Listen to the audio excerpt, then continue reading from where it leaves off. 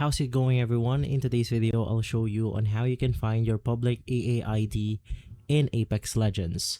So if you go ahead and try opening up Steam, basically you won't be able to find your EA ID in here. So instead, you want to head over to ea.com, go ahead and log in your account that's basically linked with your Apex Legends. And basically right after, you just want to select or click on your profile icon. In here, click account setting, click on send code, and basically off the get-go, we then have the account information.